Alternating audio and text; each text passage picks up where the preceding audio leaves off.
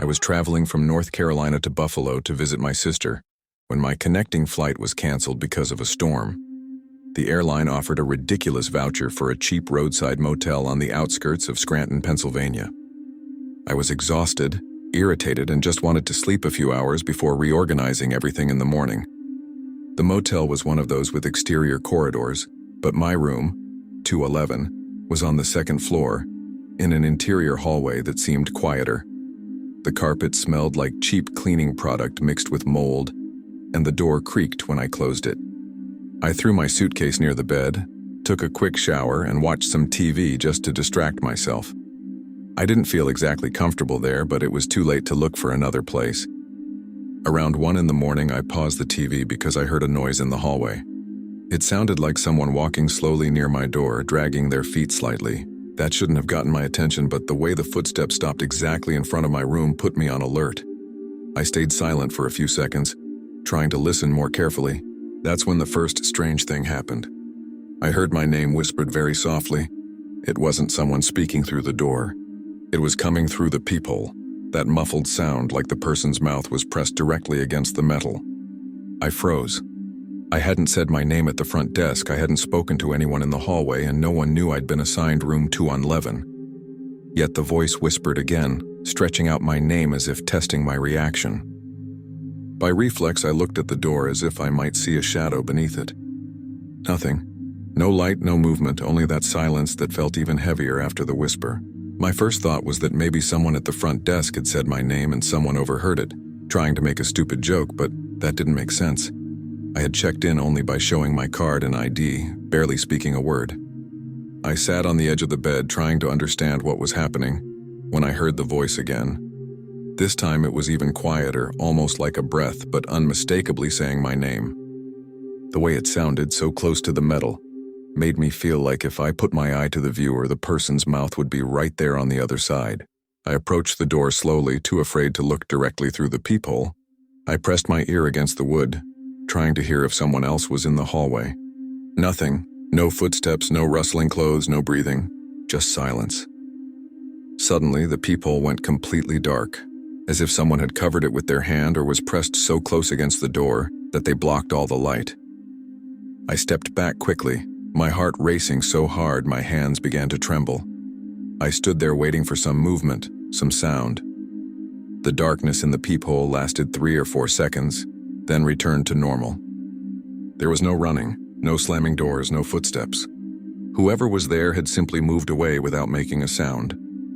I took a few deep breaths, trying to decide whether to open the door. Deep down, I knew I wasn't going to open it. Nothing about this felt like a simple annoyance at a cheap motel.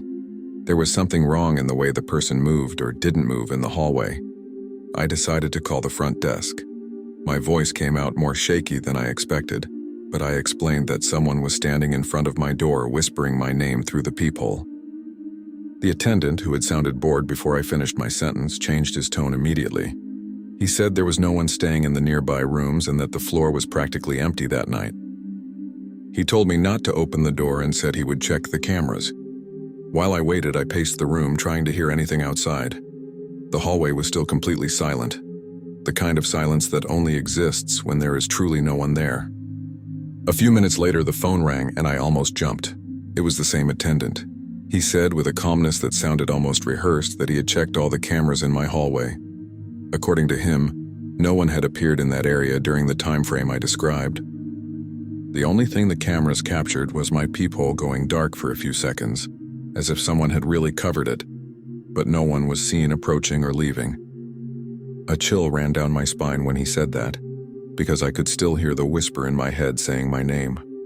When I hung up, the room felt smaller. I knew I should step away from the door, but I couldn't stop staring at it. I kept imagining what the cameras had shown, just the peephole darkening, with no body, no shadow, no movement in the hallway. I started wondering if someone could be pressed directly against the door, so close that the overhead camera didn't catch them. But that didn't explain the silence, or the fact that the person knew my name. I took a few steps back until I hit the bed. I turned on the TV for background noise, but the sound only made the silence outside feel sharper. Every minute, it felt like the door was waiting for me to react. Around 1:30, while I was sitting on the bed with my knees pulled up, the peephole darkened again. This time I saw it happen. I was looking straight at the door and watched the circle darken gradually, as if something were approaching slowly, blocking the hallway light. I hadn't heard footsteps. I hadn't heard anything, just darkness. The sound came right after. My name, spoken even more softly, almost dragged out like the person's mouth was pressed against the metal on the other side. My stomach tightened so hard I put a hand on the bed to keep steady. The voice said my name again, the same slow way, and then the peephole brightened. No sound of someone walking away. No movement in the structure. Nothing. I couldn't understand how that was possible. Even if someone was trying to scare me, there should have been noise, a shadow, movement on the carpet, something. But the hallway was still absolutely silent. I grabbed my phone and thought about calling the police, but I felt ridiculous trying to explain that someone was whispering my name through a peephole without leaving any trace. I sent a message to my brother-in-law just to feel some human connection, but the motel signal was unstable and the message didn't even send. The worst part was realizing I was alone in that room, in the middle of the night, and the room didn't feel nearly as safe as I had convinced myself earlier. Around 2 a.m., I gathered the courage to look through the peephole. I knew I shouldn't, but the uncertainty was worse. I pressed my face slowly against the door, trying to keep my breath silent. When I looked, I saw only the empty hallway. Dim light, worn carpet, no open doors. I stared for at least 30 seconds, waiting for movement, but nothing happened. When I stepped back, that's when I noticed. The outside of the metal was still slightly fogged, as if someone had breathed on it seconds earlier. I put a hand over my chest without realizing it, trying to push down the physical reaction of knowing something had been extremely close to me, in a way I hadn't seen, but was undeniable on the cold surface of the peephole. I moved to the center of the room, not knowing what to do. The front desk had already said no one was in the hallway, and the cameras showed the same thing. So why did the peephole keep darkening? Why did that voice know my name? I thought about just leaving the room, but the memory of that whisper so close to the metal made me give up instantly. The idea of opening the door and finding someone standing there so close the camera couldn't see them, that alone made my knees feel weak. I tried distracting myself by rearranging things in my suitcase, things that didn't need rearranging, just to keep my hands busy. Every so often I glanced at the door, half expecting the handle to turn. After some time, maybe half an hour, maybe less, I had lost all sense of time. I heard another sound. It wasn't a whisper or a knock. It was something even stranger. A short noise like someone lightly dragging a finger across the wood of the door very slowly. It wasn't loud, but it was enough to freeze me completely. I stayed absolutely still, listening for another sound. It came, but lower down, as if the person had crouched and repeated the gesture near the lock. There was no reason for that. It didn't seem like an attempt to break in or to get my attention. It felt like someone was exploring the door, testing boundaries. A pressure built in my chest, a real sensation that this person didn't want to get inside. They wanted me to get close. I backed up until I hit the opposite wall, as if increasing the distance from the door would give me some advantage. The room felt smaller, tighter, as if every sound from the wood came from inside, not from the hallway. I tried listening for footsteps, but there was nothing. No weight on the carpet, no low creak from someone shifting. The silence was so complete I started doubting whether I had actually heard the finger dragging. But then came the third sound, shorter, sharper, right at the height of the peephole. It wasn't loud, but it was precise, like someone tapping the metal with their fingernail. My whole body tensed. There was no denying it now. Someone was outside, standing there, touching the door calmly, without hurry. I grabbed my phone again, even knowing the signal was terrible, and called the front desk. This time the attendant answered quickly, maybe already expecting I was panicking. I whispered that the person had returned and was touching the door. He asked me to stay far away, said he was coming up immediately and that he was already watching the cameras in real time. While I was talking, I heard another sound, a longer, slower drag, like the person was running their whole hand over the metal around the peephole. That's when the attendant said something that made my blood run cold. "I'm looking right now, and there's no one in the hallway, ma'am. Nothing, zero movement."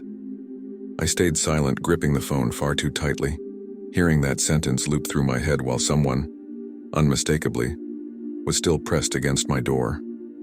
The attendant said he was on his way and asked me not to open the door for any reason. I stood there not knowing where to look. The room was quiet, but I could still feel someone on the other side even without sound. A few seconds later, I heard hurried footsteps from the end of the hallway. Real footsteps, firm, someone approaching. As soon as those steps got close to my room, everything stopped. The dragging on the door stopped. The sense of someone pressed to the peephole vanished instantly as if pulled away. The attendant knocked and said my name, this time aloud, and I almost collapsed in relief. When I opened the door, he was alone in the hallway wearing his front desk badge, breathing heavily. The carpet was intact. No marks. Nothing unusual. He insisted I go with him to the front desk while he checked the cameras again. On the screen, we could see the entire hallway minutes before he came up. There was no one standing in front of my door. No shadows, no movement, not even a blur. The only thing visible was the peephole of room 211 darkening a few times, exactly when I heard the voice whispering my name. It was as if someone was covering the viewer with their hand, but not appearing on any of the cameras. I didn't go back to the room. I grabbed my things while the attendant stood outside with me, and I waited in the lobby until sunrise. To this day, I have no idea who or what knew my name that night in a motel where I didn't speak to a single person. Story 2. I had booked a room at a small lodge near Shenandoah, Virginia, because I needed 2 days of rest between meetings. It was the off-season, and the place was practically empty. When I arrived around 7 in the evening, the receptionist mentioned that only 3 rooms had been occupied that entire week. She handed me the key for room 108 and said that if I needed anything, I could call. They closed the front desk at 10. I picked up my suitcase, walked through the silent hallway, and stopped at the door. Nothing seemed unusual until I put the key in the lock. As soon as I pushed the door open, I felt that immediate sense of wrongness, the kind that doesn't come from anything visible, but from realizing the environment isn't the way it's supposed to be. The room wasn't empty. There was a large suitcase near the bed, open with neatly folded clothes inside. A men's jacket hung over the chair. A phone charger was plugged into the outlet by the desk. There was even a book lying face down on the nightstand, as if someone had been interrupted and planned to return at any moment. I froze in the doorway, trying to figure out if I had walked into the wrong room, but the key only worked for 108. I checked the number on the door twice. Everything indicated the room was occupied, yet the receptionist had insisted it had been vacant for 3 days. What made it even stranger was how tidy everything was. Nothing scattered, nothing messy. It felt like walking into a room where someone had just stepped out for a few minutes. I closed the door slowly, unsure if I should go back to the front desk or look around a little more before seeming paranoid.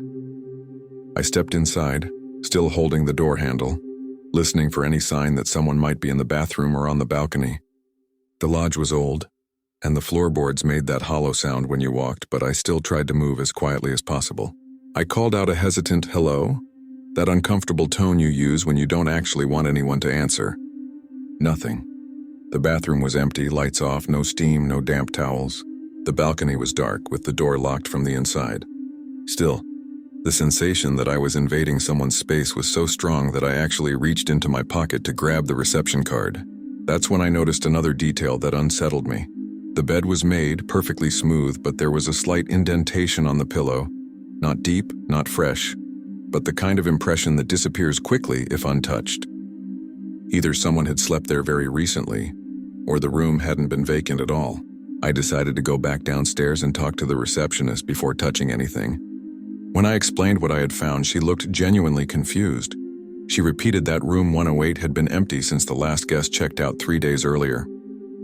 She said no one had entered it since then because they only cleaned occupied rooms during the off-season. She apologized, checked the system twice, and confirmed 108 was marked as empty clean. When I described the suitcase, clothes, and items, she went pale. She called the manager, who came to the lobby looking like he had just been woken up. He asked me to accompany him to the room to verify personally, as if he thought I might be mixing up the numbers. We went back together with the receptionist, and when we opened the door, everything was exactly as I had found it. The manager walked in first, inspecting everything with that measured expression of someone trying to find a logical explanation before admitting something is wrong. He opened the suitcase, checked the clothes, pulled the jacket off the chair to see if there was any identification. Nothing. No labels, no documents, no receipts. As if the belongings were real, but didn't belong to anyone. He even opened the nightstand drawer and found a folded pair of socks inside, which only made everything stranger. The receptionist stayed near the door, visibly uncomfortable. I asked if maybe an employee had used the room without logging it, but both denied it immediately. The manager insisted no staff member had stayed there, and even if they had, it wouldn't explain a full suitcase or personal belongings. After a few minutes, he offered to switch my room, but I had already put my things in 108 and for some reason, didn't want to leave right away.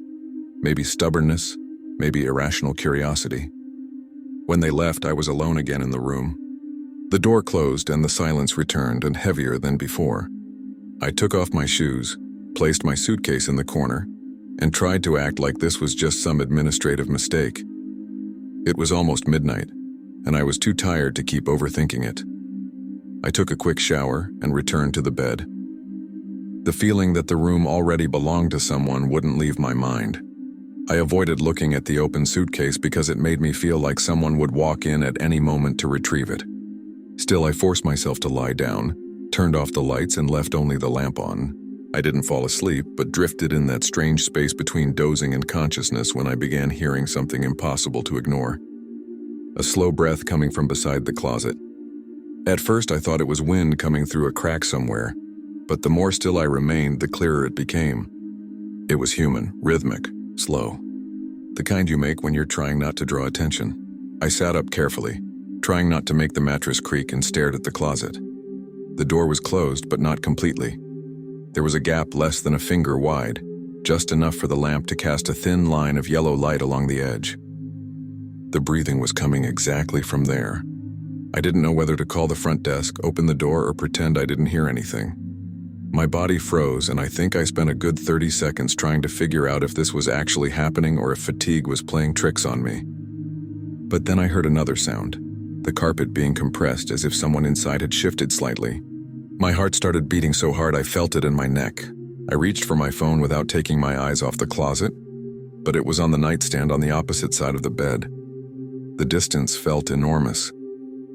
I tried to control my breathing so it wouldn't betray my movements. After a few seconds, the breathing inside the closet became slower, more spaced out, not like someone falling asleep, but like someone listening. It felt like the person inside was waiting for me to do something, anything. The whole room seemed smaller, the air denser, as if the temperature had dropped right near the closet. With each passing second, it became more obvious that someone was in the room with me and hadn't entered while I was showering. They had been inside the whole time, unseen. I finally gathered the courage to stand up, moving slowly so as not to make a sound. The sensation of being watched from inside the closet was so strong, my hands began to sweat. I stepped around the bed, taking short steps so the carpet wouldn't creak. The room was silent except for the breathing behind the door, which seemed to match my steps, becoming just a little faster as I approached. When I reached the nightstand, I grabbed my phone, intending to call the front desk again. But before I even unlocked the screen, I heard another sound that rooted me in place. A dry, light tap from inside the closet. Not a bang, not a knock. More like a fingertip tapping the wood, just to signal that the person knew exactly where I was. I froze, phone in hand, trying to decide whether to rip the door open or run into the hallway. But I couldn't imagine opening that door and seeing someone inside. Or worse, seeing no one at all, despite every sign pointing otherwise. My chest tightened, heat rising from my neck to the top of my head. I took a deep breath, grabbed the handle, and yanked the door open abruptly, the way you rip off a bandage to feel less pain. The door hit the end of the track and the closet stood fully open. At first glance, it looked empty. I almost laughed from nerves, until I noticed something that hadn't been there before. On the wooden back panel, there was a rectangular opening large enough for a person to squeeze through. The hole was recent, uneven edges, splintered wood, a dark void leading into the wall. The opening was big enough for someone to pass sideways, but small enough that it didn't look like part of the original structure. I bent down slowly, trying to see inside, but the lamplight didn't reach far. Inside was a narrow space between walls, like an improvised crawl space. The smell was different from the room, damp, stale, like someone had spent a long time inside. When I leaned in closer, the air coming from the gap was slightly colder than the room's air, and it gave me the unmistakable sense that there had been recent movement inside. My heart hammered as the realization hit me. Someone could be in there right now, standing just a few feet inside that dark space, listening to every breath I took. I stepped back, eyes locked on the opening. The breathing I had heard earlier had stopped completely, which somehow felt worse. The room didn't feel empty, even with the closet open. It felt like the presence had simply moved into the wall, waiting. I gripped my phone so hard my hand hurt. I thought about bolting into the hallway, but the idea of turning my back to that hole was more terrifying than staying. The room, once small, now felt enormous, full of corners, shadows, and places where something could move without being seen. The opening seemed to be waiting, utterly silent, utterly possible. I stood there for several seconds, trapped between running and staring at the hole. In the end, the fear of not knowing what was inside won over any attempt to be rational. I grabbed my backpack as it was, half open, and walked backward toward the door, never turning my back on the opening. Every step felt like an invitation for something to move, but the room stayed silent, oppressively so. I unlocked the door as quietly as I could, and when it finally cracked open, I slipped into the hallway in one movement. The air outside felt different, lighter, as if I had left something behind. I hurried to the front desk. The manager was already in the lobby, alert because I hadn't come back after the first incident. When I explained what I found in the closet, he went pale again. We went upstairs together, but I didn't go inside. I stood in the hallway while he turned on every light and inspected the room. When he opened the closet and saw the opening, he immediately called the police. Later, while I waited in the lobby, I overheard one of the officers saying the space behind the wall connected to a crawl area that ran behind several rooms, and that it was possible to enter and move through it without being seen, depending on where the person was standing. They didn't find anyone inside that night.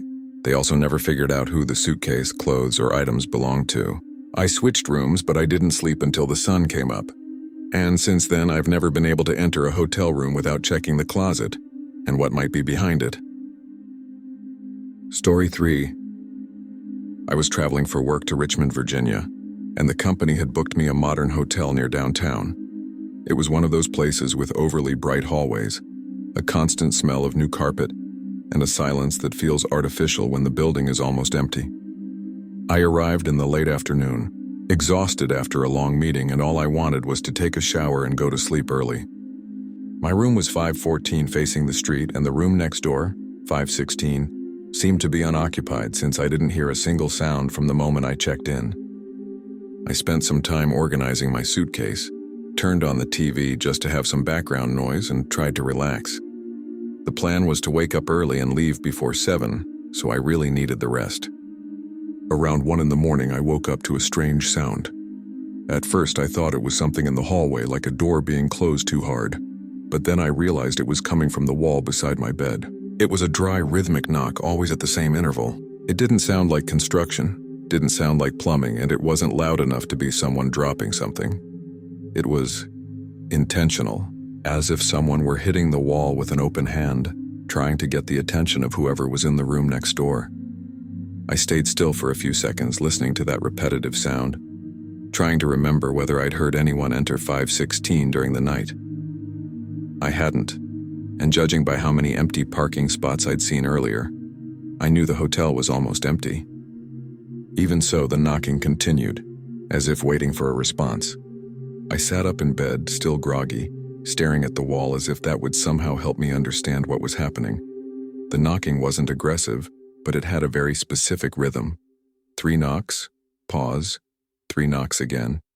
It sounded like someone trying to communicate, not random hotel noise. I even thought about responding by knocking back, but something in the repetitive pattern gave me an immediate sense of discomfort, like the person was genuinely waiting for me to interact. I got up slowly and pressed my ear to the wall. There was no other sound besides the knocks. No breathing, no furniture moving, no voices. Just that insistent pattern. By that point, I was fully awake, holding my phone, unsure if I should call the front desk or try to ignore it. I ended up calling the front desk, I explained that someone in room 516 had been knocking on the wall for several minutes. The attendant was silent for a moment and then asked if I was sure about the room number. I repeated 516, the room immediately next to mine. He said in a voice that sounded noticeably different that the room was unoccupied and currently blocked in the system for minor maintenance. No one had swiped a key card there that day. While he was speaking, the knocking continued right beside me, as if reacting to the conversation. I stepped away from the wall, suddenly very aware that if the room was empty, there was no reason for that sound to exist. The attendant promised he'd come up in a few minutes to check personally, and I hung up with the feeling that the room had become smaller, colder, as if something were paying attention to every move I made. While I waited for him to come up, I paced back and forth, trying to convince myself it could be some kind of structural issue, plumbing, anything that didn't involve another person. But the knocking didn't match. Too rhythmic, too precise. Every set of 3 knocks made my breathing tighten, as if my body were reacting before my mind understood why. I looked through the peephole to check the hallway, but it was completely empty. The white lighting reflected off the carpet, creating that strange silence you only get in an empty hotel. I went back to the bed and sat on the edge, listening for any movement from 516. Nothing. Just the knocking in the same exact pattern, like someone insisting that I acknowledge it. After about 5 minutes, I finally heard someone coming up the stairs at the end of the hallway. The footsteps got quieter as the attendant reached my floor. I waited for him to knock on my door, but he walked right past and stopped in front of 516. I heard his card swipe the lock and then the door opening. The knocking stopped instantly, as if someone had flipped a switch. I opened my door slightly to watch without seeming intrusive. The attendant entered the dark room, turned on the light, and stood still for a few seconds. Then he looked at me from the doorway and said there was nothing inside, nothing out of place. He even knocked on the inside wall trying to reproduce the sound, but the noise was completely different. I thanked him, but when he left and the hallway returned to silence, I knew I wasn't going to sleep anymore. I went back into my room and tried to act as if everything had been resolved, but the silence that followed felt even worse. A heavy, stagnant kind of silence. I lay down, left the TV on at the lowest volume, and tried to relax, even though I knew I wouldn't fall asleep anytime soon. About 10 minutes later, just when I was beginning to calm down, the knocking returned. 3 knocks, pause. 3 knocks again. The exact same pattern, only this time a little louder, as if closer to my bed. I sat up immediately, heart racing. The only logical explanation would be someone in the room next door, but the attendant had just confirmed it was empty, and I had seen the door opened myself. What it felt like was that the knocking was following me, not coming from a physical room. I got up again and placed my hand on the wall. It was slightly cold, but without any vibration, as if the sound were coming from inside the structure, not from someone knocking on the other side. For some reason, that scared me even more. I backed away and stood near the desk, trying to think of what to do. That's when the room phone rang. The sharp, sudden ring made me jump. I looked at the screen, and it only said front desk. For a moment, I thought the attendant was calling to confirm something. I answered with a trembling hand, but the moment I put the phone to my ear, there was no voice. No attendant, no interference, just the same rhythmic knocking. 3 knocks, pause. 3 knocks. The same pattern from the wall, now in my ear, as if someone were knocking directly on the microphone. I froze, holding the phone, unsure whether I should hang up or respond. The sound was so clear it felt like someone was knocking inside the handset. I said hello, but the knocking didn't change. 3 knocks, pause, 3 knocks. There was no way to ignore the connection to the sound on the wall. My hand began to sweat and I realized I was holding my breath. I hung up abruptly, almost reflexively, and the room was silent again. But that silence felt even worse, as if waiting for me to react. I moved away from the phone, half expecting it to ring again, and stood in the middle of the room trying to think of any explanation. There wasn't one. About a minute later, the knocking returned on the wall. Stronger this time, as if reacting to me disconnecting the call. It was so direct, so synchronized with what I had just done, that my body went into a level of alertness I had never felt before. I knew it with a clarity I can't explain, that it wasn't a coincidence. The knocking was coming from a space where supposedly no one was. And now, after I had answered the phone, it was as if whatever was on the other side knew it had my attention. It was horrible. It didn't feel like an invasion of privacy. It felt like interaction. Something was trying to get closer, not physically, but through any means available inside that room. I knew I couldn't just stand there waiting for whatever would happen next, so I went to the door and looked through the peephole. The hallway looked exactly the same, empty, silent, washed in that too bright light that made the place look recently renovated even though it wasn't. No shadows, no distant footsteps, nothing to indicate someone was nearby. I went back inside, even more tense because it felt like the hotel was completely indifferent to what was happening in my room. The knocking continued, but now it felt like it was getting closer to the headboard. It didn't make sense, but that's how my brain interpreted it, as if the origin of the sound were shifting inside the wall. I thought about going down to the lobby, but the idea of walking through the hallway alone in that silence paralyzed me. At the same time, staying inside the room felt unbearable. The sound was persistent enough to keep me from thinking straight, yet not loud enough to be obvious, as if being controlled. I turned the TV back on, raised the volume, and sat on the edge of the bed, hugging my knees. For a moment, the TV masked the knocking, until the phone rang again. The ring sounded much louder this time.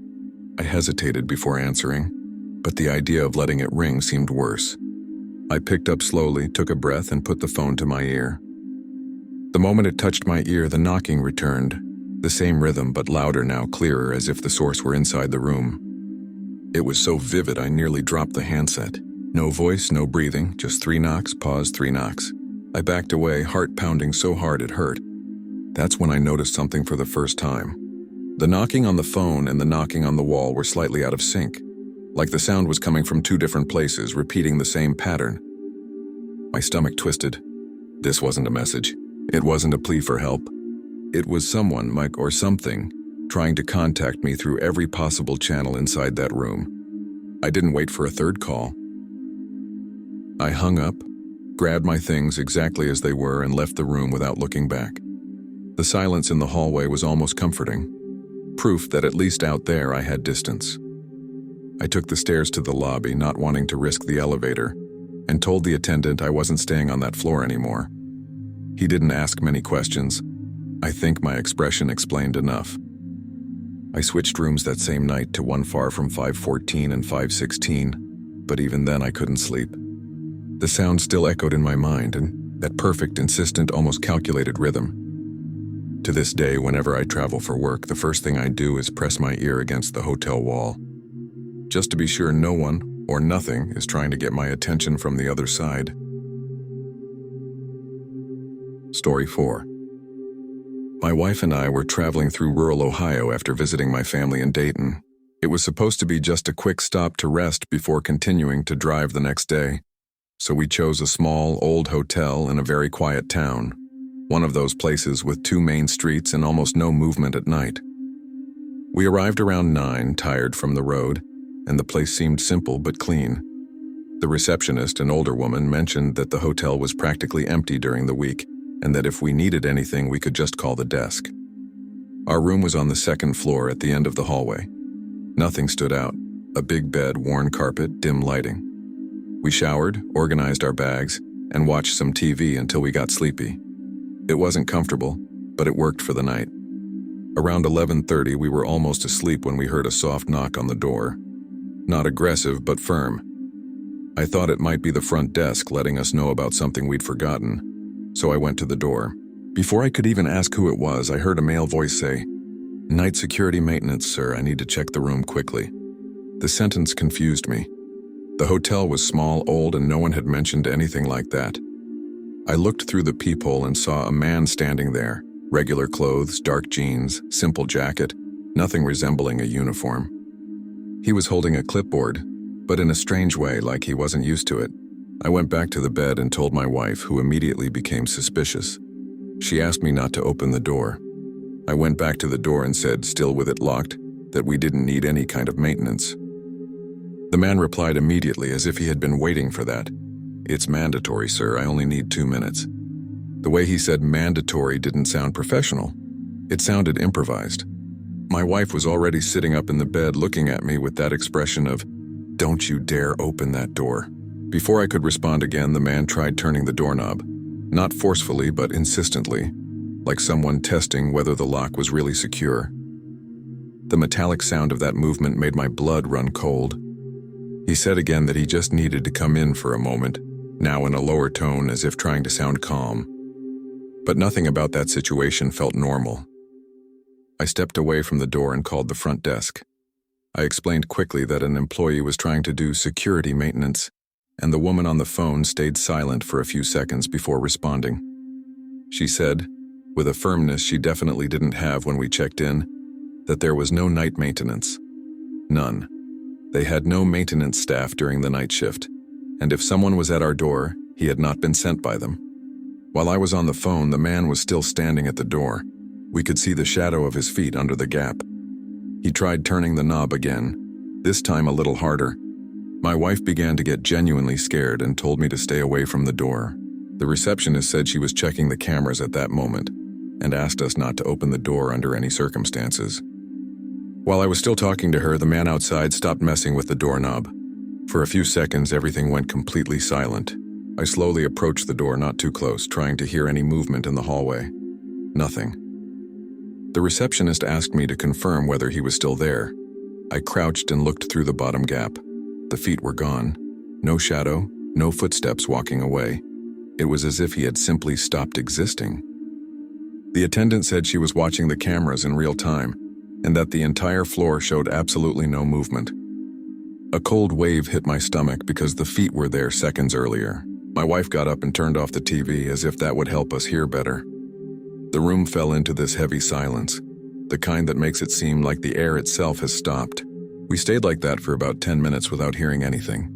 I even started to think the man had left until someone knocked again, this time softer, like tapping with the tip of a finger.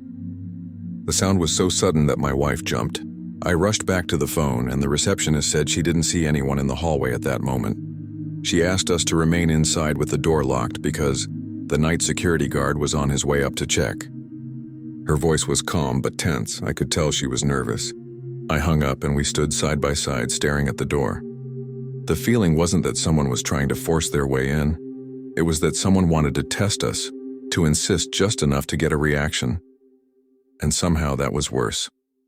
After the second knock, we stayed completely still.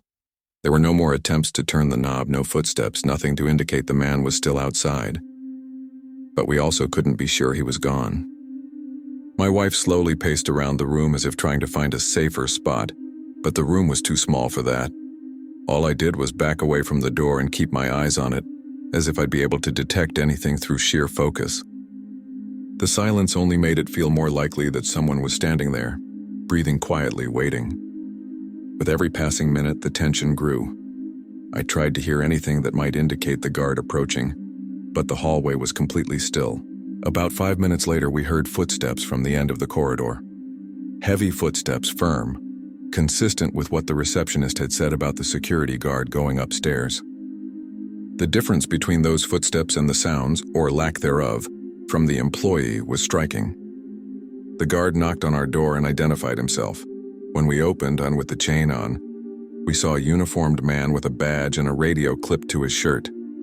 He asked us to stay inside while he checked the floor. We listened as he walked to the end of the hallway and examined everything. At one point, he spoke loudly, probably into his radio. "There's no one here." His tone sounded confused, not relieved. When he came back to our door, he confirmed that he hadn't found anyone, and that the cameras indeed hadn't recorded anyone approaching our room during that time. After the guard went back downstairs, we stood alone in the hallway for a few seconds before closing the door again. As soon as the lock clicked, my wife looked at me and said she didn't believe it was over. And the truth is, I didn't feel like it was either. The room had been warm minutes earlier, but now it felt cold, as if the air had shifted after the visit. I tried turning the TV back on just to break the silence, but the remote didn't work on the first try, which only made my anxiety worse. I walked back to the door, not to open it, just to double-check the chain. When I touched the doorknob, it was still slightly warm, as if someone had held it not long ago. I didn't tell my wife that. I didn't want to scare her even more. But that was the moment I knew we wouldn't be sleeping anytime soon. We lay down anyway, each turned to one side of the bed, just trying to let time pass. For a few minutes, everything seemed calm again. No hallway noises, no sounds from the neighboring room. I almost convinced myself the man was a confused guest who wandered into the wrong hallway, until something happened that made everything worse. The room phone rang. It wasn't the front desk. The screen didn't show any number, just caller.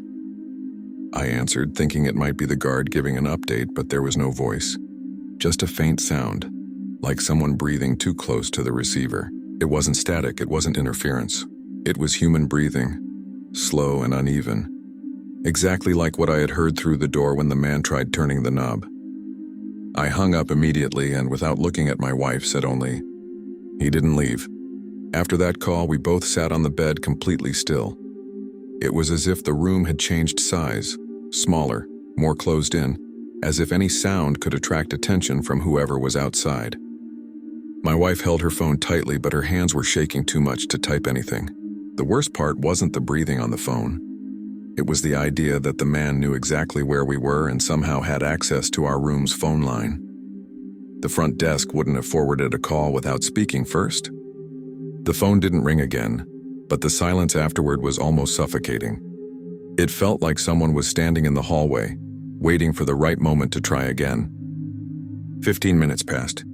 We were still sitting on the bed, neither of us able to lie down. I was staring at the door as if that alone would prevent anything from happening. Then we heard footsteps again, and not the guards, not heavy. Light, dragging footsteps, exactly the opposite of the ones before.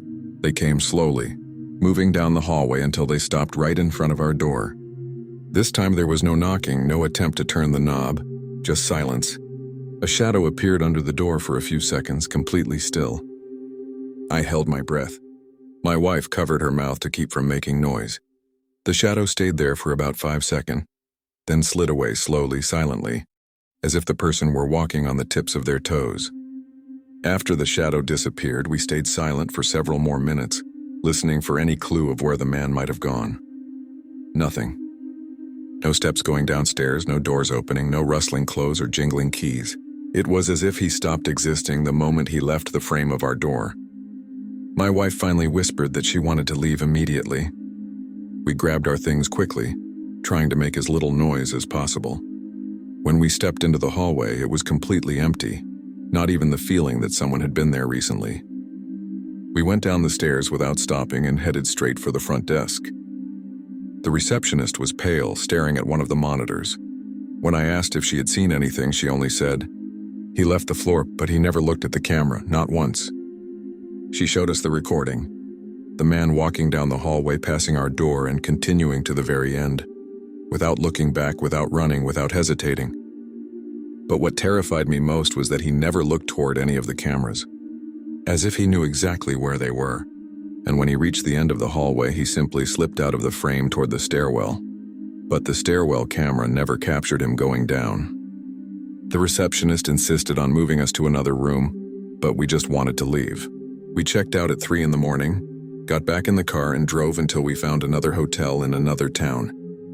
We never found out who that man was, whether he was a guest, an intruder, or something worse. The only thing I know is that he wasn't there for maintenance, and he seemed very comfortable trying to get into a room that wasn't his. Story 5. I work traveling through the Midwest doing maintenance on industrial machines, so I'm always going in and out of roadside hotels, mostly in small towns in Iowa. That week I was exhausted, driving since early morning, and I stopped at a simple hotel near the I-80, one of those places with old carpet and the smell of an air conditioner that never turns off.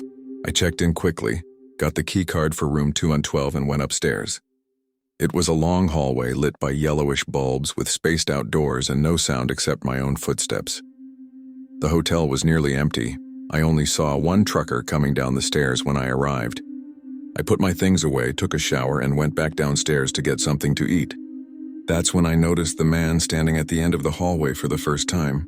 He was facing the wall as if he were looking at something very specific, but the wall was plain. No picture, no decoration. Just a random white spot. He didn't look at me when I walked by, didn't move, didn't make a sound. I even tried a half-automatic good evening, but not a single muscle of his reacted. He looked frozen, but not in a threatening way, in a strange, disconnected way. I figured he was a guest, maybe drunk, maybe someone going through something. Not my problem. I went to dinner, came back later, and he was still there in the same position, leaning at the same angle, with the same absolute stillness. I walked past him again, trying not to seem too uncomfortable, but something in that scene stuck with me. Hours passed and he didn't change. It was like the hallway had two parts, mine and his, and I was never supposed to get near his end. When I came back to my room the second time, nearly midnight, the man was still there.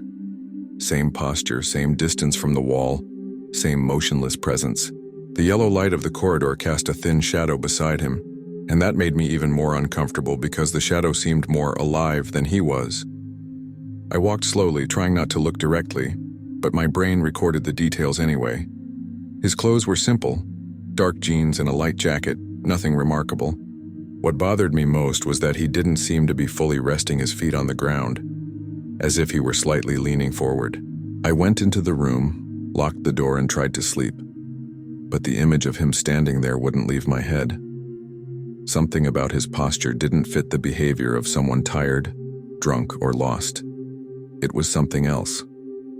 Something I couldn't name. At 3 a.m, I woke up thirsty. The mini fridge was empty, so I opened the door to go to the ice machine at the end of the hallway. And of course, I automatically looked toward the other end. He was still there. The same. Exactly the same. Same distance, same position, not an inch different. But this time something hit me. I hadn't heard a single sound of footsteps all night, no movement, nothing to indicate that he had shifted positions, gone to the bathroom, or done anything at all.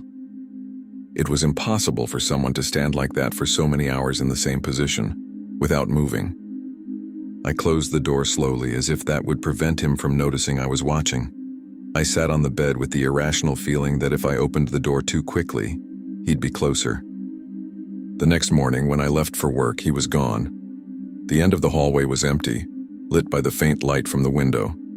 For a few seconds, I felt a childish sense of relief, as if it had all been a tired illusion. I spent the whole day driving between towns and adjusting machines in small factories, and I almost completely forgot about it. I came back around 8 p.m, exhausted, wanting nothing but a hot shower.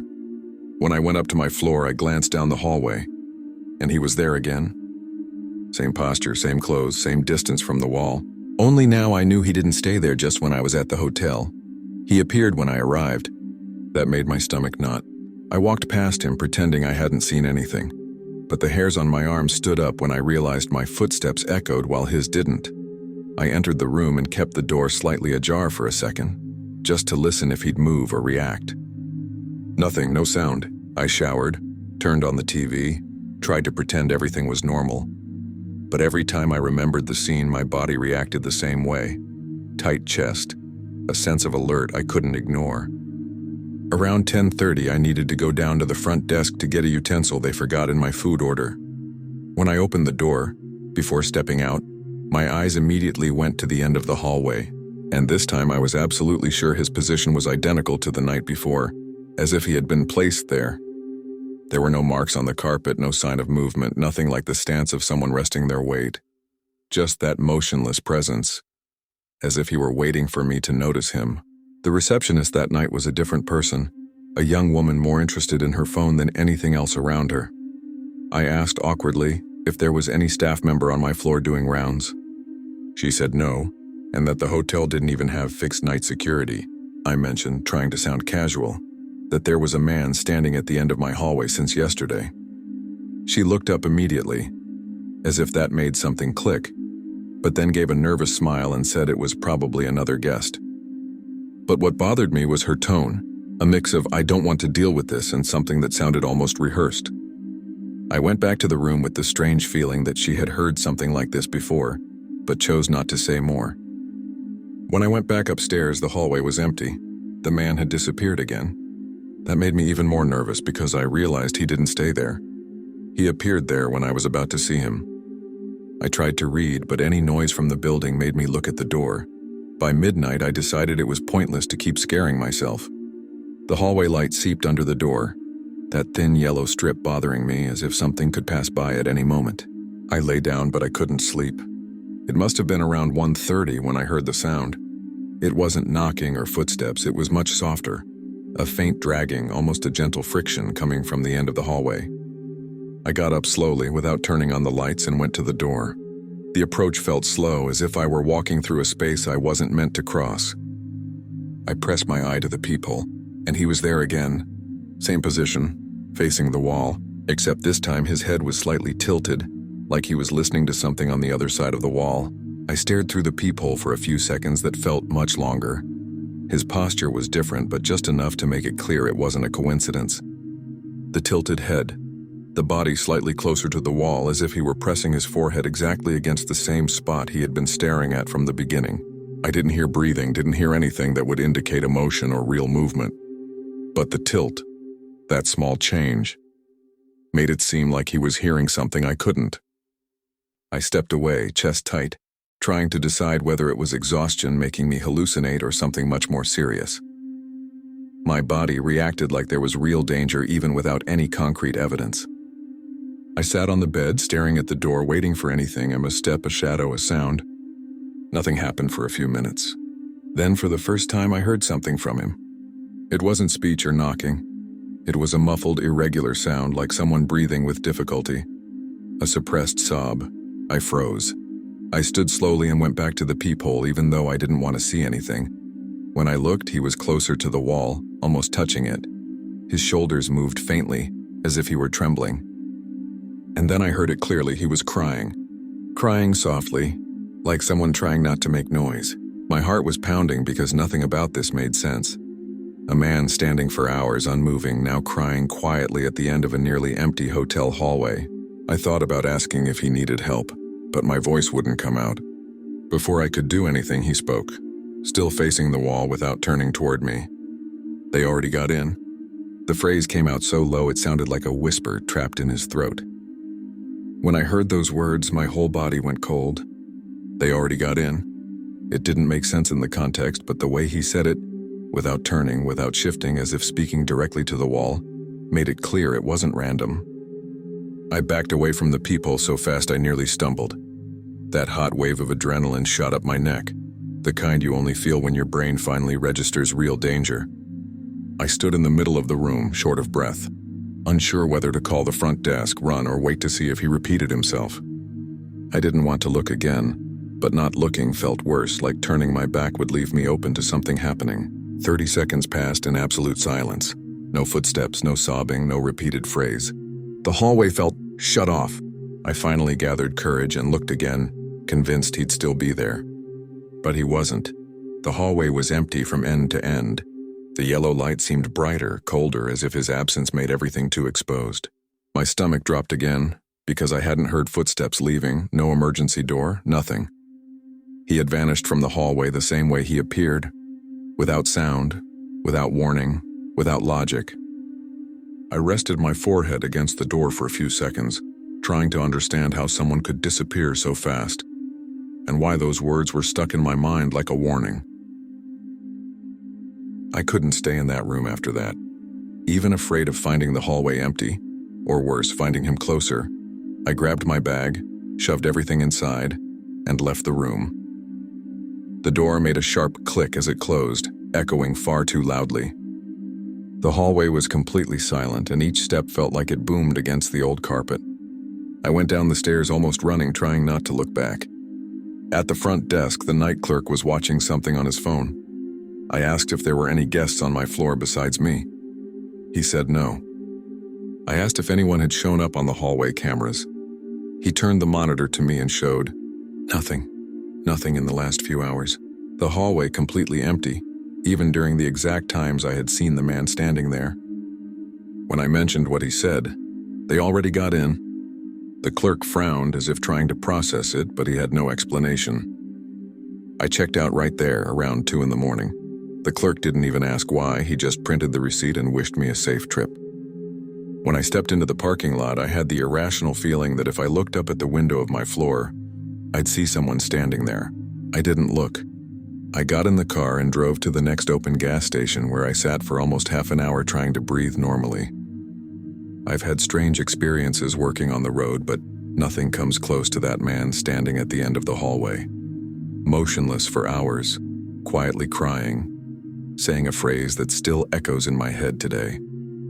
I have no idea what he meant by "they already got in." The only thing I know is that night, everything in that hallway told me not to stay there to find out. Story 6. I was traveling for work to a conference in Minneapolis and stayed in a corporate hotel from a well-known chain, the kind that has the same carpet smell and the same watered-down coffee no matter where you are in the country. I arrived late that night because my flight had been delayed, and all I wanted was to take a shower, reply to 2 emails, and sleep. My room was on the 8th floor, clean, quiet, and with that cold hotel lighting that never feels welcoming. I locked the door, left my suitcase half open, and threw myself on the bed. It was almost 2 in the morning when I finally managed to relax. I didn't hear any hallway noise, no doors closing, nothing indicating movement on that floor, just the constant sound of the air conditioner. Around 3 in the morning, the room phone rang. The sound was so loud in the silence that I woke up with a jolt, half disoriented. I answered, thinking it might be some important notice, and a woman with a very neutral voice said she was from the front desk. She said there was a problem with my card, and that I needed to come down immediately to fix it because the system was blocking the extension of my stay. I was so sleepy that I didn't question it much. I only asked if it really needed to be handled at that moment, and she said yes, that it was quick, and that the system could not wait. Her voice had that trained professional tone, and I simply accepted it. I hung up, threw on a jacket over my t-shirt, and left the room still partially groggy, not thinking too much about the fact that it was 3 in the morning and nothing with the payment had seemed wrong before. The hallway was completely silent when I stepped out, the kind of silence that only exists in corporate hotels in the middle of the night, where even the elevator seems to barely run. I pressed the button and waited, feeling the cold air conditioning on my legs. When the door opened, I went in and descended to the lobby, already preparing my card mentally. But when I got downstairs, there was no one at the desk. No employee, no other guest, nothing.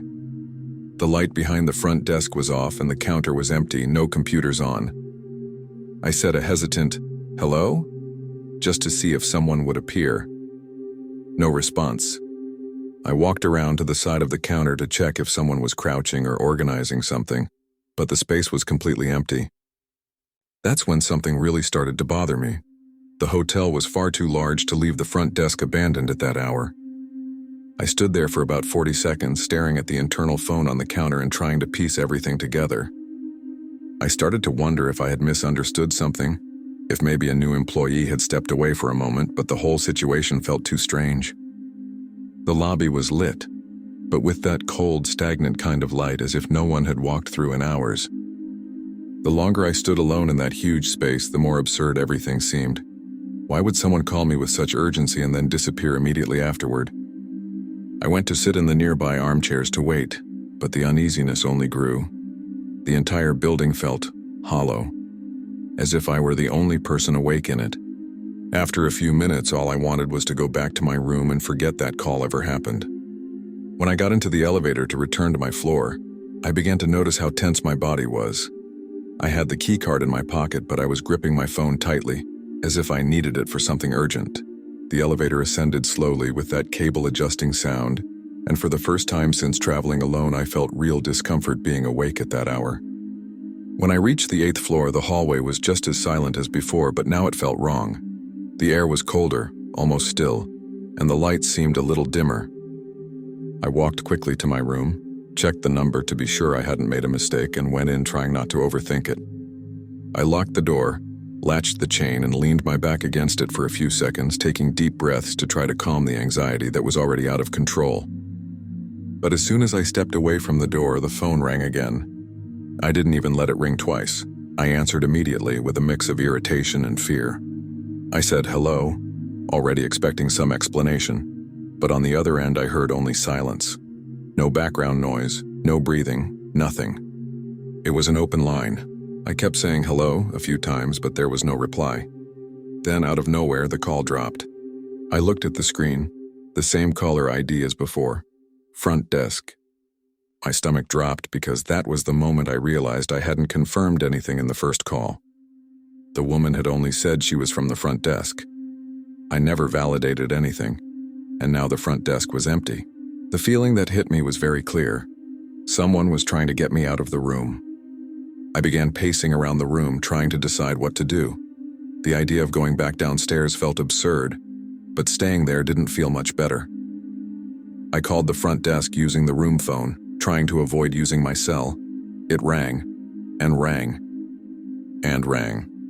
Nobody answered, not even the automated message. It was as if the extension didn't exist at that moment.